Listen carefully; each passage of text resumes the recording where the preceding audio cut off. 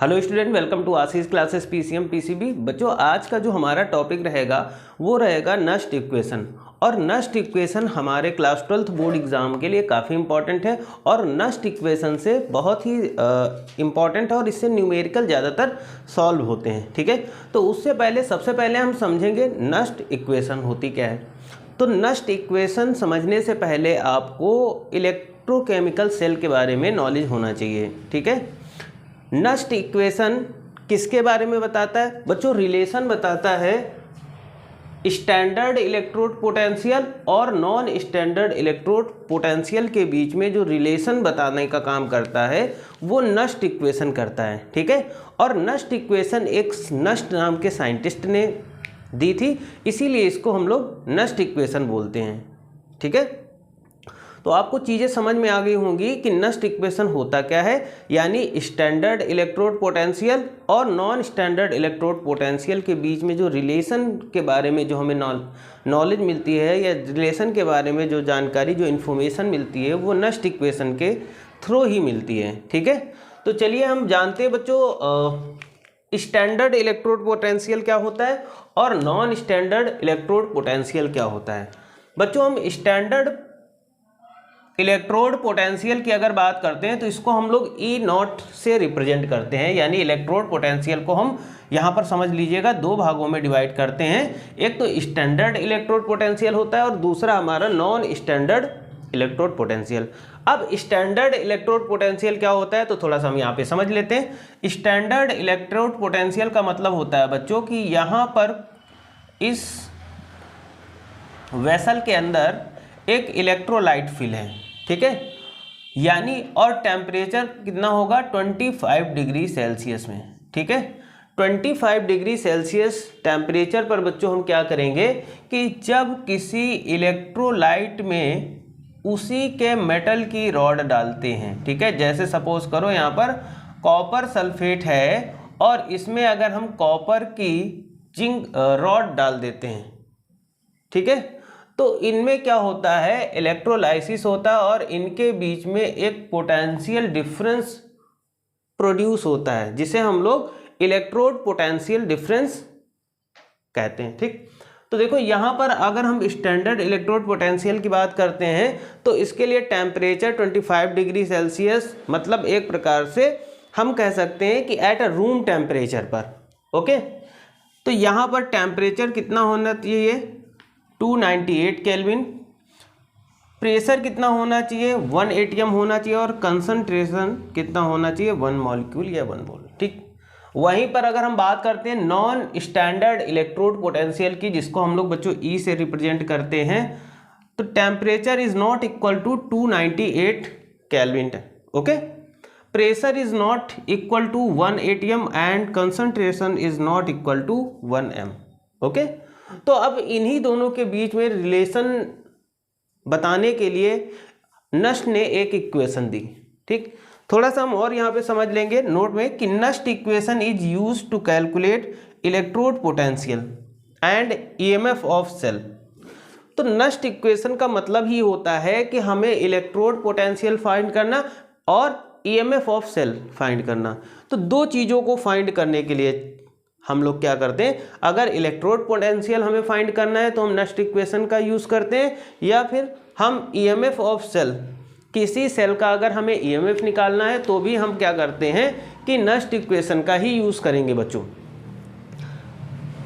At any temperature pressure and concentration, यानी किसी भी टेम्परेचर प्रेशर और कंसंट्रेशन पर अगर हमें इलेक्ट्रोड पोटेंशियल निकालना है या ईएमएफ ऑफ सेल निकालना है तो उसके लिए हम लोग नस्ट इक्वेशन का यूज़ करते हैं बच्चों। ठीक है, तो यहाँ तक सारी चीज़ें क्लियर हुई होंगी कि नस्ट इक्वेशन का यूज़ हम क्यों करते हैं। ठीक है, हम आगे बात करते हैं बच्चों नस्ट इक्वेशन की। तो यहाँ पे नस्ट इक्वेशन दी गई है E is equal to E naught minus 2.303 RT upon NF log 10 Q। Okay, so अगर हम E की बात करते हैं बच्चों तो E यहाँ पर क्या होगा, या तो EMF होगा या फिर electrode potential at any concentration, यानी किसी भी कंसंट्रेशन पर E क्या होगा, या तो वो ईएमएफ होगा किसी सेल का या फिर वो इलेक्ट्रोड पोटेंशियल होगा, ठीक। और एंड टेम्परेचर ई नॉट क्या होगा, तो ई नॉट बच्चों क्या होगा, या तो ये ईएमएफ होगा या फिर इलेक्ट्रोड पोटेंशियल होगा एट स्टैंडर्ड कंडीशन पे, ठीक है। आर क्या होता है, आर आपको पता है ये हमारा गैस कांस्टेंट होता है और इसकी कांस्टेंट वैल्यू होती है 8.314 जूल पर मोल केल्विन, ठीक है। जबकि एफ हमारा क्या होता है बच्चों, फैराडे कांस्टेंट होता है और इसकी वैल्यू कितनी होती है 96500 होती है। ये चीज़ आपको क्लियर हुई। एन क्या होता है, नंबर ऑफ इलेक्ट्रॉन इन्वॉल्व, ठीक है, यानी एन यहाँ पर क्या होगा, नंबर ऑफ इलेक्ट्रॉन जो कि इन्वॉल्व होंगे, और टी टेम्परेचर होगा जो कि केल्विन में होगा, ठीक है। Q इक्वल टू होता है बच्चों P upon R, Q equal to क्या होता है P अपॉन आर, तो Q इक्वल टू क्या होगा P अपॉन आर। P क्या है बच्चों, तो P है कंसंट्रेशन ऑफ प्रोडक्ट, है ना यहाँ पर, और R क्या है, कंसंट्रेशन ऑफ रिएक्टेंट। ये चीज़ आपको क्लियर हुई होगी। आगे देख लीजिएगा। अब हम अगर बात करते हैं Nernst equation at room temperature, room temperature पर नेक्स्ट नस्ट इक्वेशन यानी टेम्परेचर आप मान लीजिएगा 25 डिग्री सेल्सियस रहेगा, ठीक है। तो putting the value in Nernst equation, यहाँ पर ये जो भी वैल्यू दी गई हैं उन सभी वैल्यू को हम क्या करेंगे कि नस्ट इक्वेशन में पुट करेंगे। तो चलते हैं, अगर हम putting the value in Nernst equation की बात करते हैं तो E equal to E naught, और एक वैल्यू हमें दी गई थी 2.303। अब R की वैल्यू कितनी आ जाएगी 8.314, और टेम्परेचर की बात करते हैं तो 298 केल्विन, ठीक है, क्योंकि रूम टेम्परेचर की बात हो रही। यहाँ पर देखिएगा N, तो N की वैल्यू है नहीं अभी, जो वैल्यू पता है, F फैराडे कांस्टेंट की वैल्यू हमें पता है, log 10, और Q की जगह हम क्या कर देंगे, concentration of P upon concentration of R रख देंगे। तो यहाँ पर अगर हम सॉल्व करेंगे तो ये रूम टेम्परेचर पर नस्ट इक्वेशन का फॉर्मूला आ जाएगा। फॉर्मूला क्या होगा, E equal to E naught minus 0.059 log 10 concentration of P upon concentration R, और अपॉन में यहाँ पर N आ गया। तो ये हमारा रूम टेम्परेचर पर मॉडिफाइड फॉर्मूला है, ठीक है। तो ये एक नया फॉर्मूला हम कह सकते हैं इसको, या मॉडिफाइड कह सकते हैं वैल्यू पुट करके। Nernst equation for half cell or electrode, यानी किसी इलेक्ट्रोड या हाफ सेल के लिए नस्ट इक्वेशन क्या होगी। तो बच्चों सपोज कर लेते हैं यहाँ पर ये दिया गया है, कोई हमारे पास हाफ सेल यानी कोई मेटल है, इलेक्ट्रोड है, ठीक। तो यहाँ पर देखिएगा, यहाँ पर क्या है, मेटल के ऊपर N पॉजिटिव चार्ज है और एक इलेक्ट्रॉन एक्सेप्ट हो रहा है, यानी एक्वस से ये सॉलिड में बनना है, तो रिडक्शन हो रहा है ना। तो यहाँ पर देखिएगा, अगर हम बात करते हैं इसकी नस्ट इक्वेशन लिखेंगे तो Nernst equation E m n upon m equal to E naught m n m minus 0.059 upon n log 10, और यहाँ पर क्या आ जाएगा, तो यहाँ पर देखिएगा, यहाँ पर मेटल, ये वाली मेटल है, ये मेटल आ जाए कंसंट्रेशन ऑफ मेटल, ठीक है, यानी solid upon m plus n, ठीक, ये आ जाएगा। अब सॉलिड m इक्वल टू 1 हो जाएगा अगर, ठीक है, सॉलिड m इक्वल टू 1 हो जाए तो हमारी ये वाली नस्ट इक्वेशन आ जाएगी। ये हाफ सेल के लिए है, ओके। आगे चलते हैं।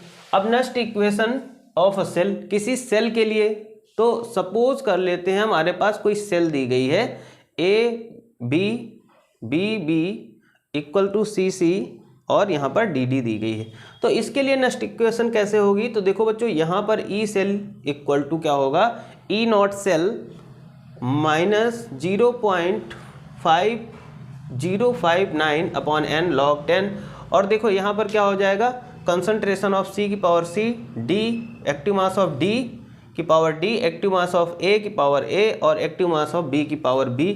तो ये किसी सेल के लिए नस्ट इक्वेशन हो जाएगी, ठीक है।